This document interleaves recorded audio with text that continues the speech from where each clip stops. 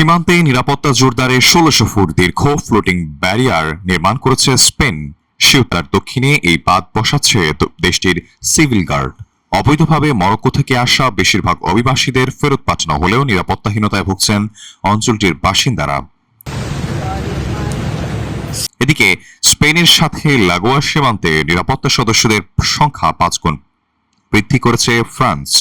এক মাসের জন্য স্পেনের সাথে শেনজেন চুক্তি স্থগিত করেছে ইতালি। ভাসতে থাকা দীর্ঘ এই পাইপলাইনটিকে বলা হয় ফ্লোটিং ব্যারিয়ার।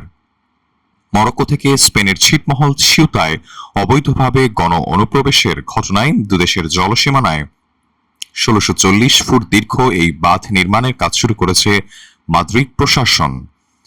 সিউতার দক্ষিণ সীমান্তে তারাজাল উপকূলে নতুন করে এই বাঁধটি বসাচ্ছে Spanish civil guard police.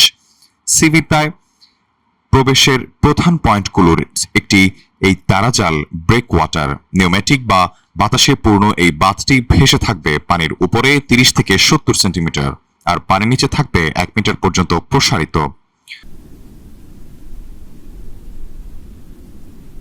Morocco থেকে আসা অনুপ্রবেশকারীদের মাঝে বেশিরভাগকেই ফেরত পাঠানো হলেও এখনো থমথমে সিউতার পরিস্থিতি।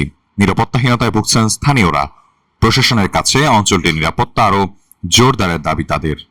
এদিকে আকস্মিক এই ব্যাপক অনুপ্রবেশ গভীর এক সংকট সৃষ্টি করেছে স্পেন ও তার ইউরোপীয় মিত্রদের মাঝে।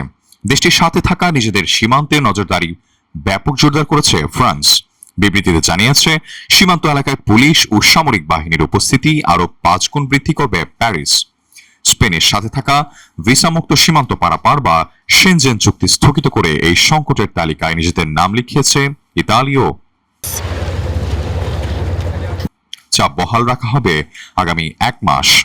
অপ্রত্যাশিত এই বিপর্যয় কাটিয়ে উঠতে স্পেনকে সহায়তা করার আশ্বাস দিয়েও নিজ সীমান্তে নিরাপত্তা বাড়ানোতে ব্যস্ত হয়ে উঠেছে ফ্রান্স। ব্রিটেন সহ বহু ইউরোপীয় দেশ শেনজেন থেকে স্পেনের সদস্যপদ স্থগিত করার পরামর্শ দিয়েছে ইউরোপের আরও বেশ কয়েকটি দেশ। সাইফুল ইসলাম, ডেস্ক রিপোর্ট, দেশ বুলেটিন।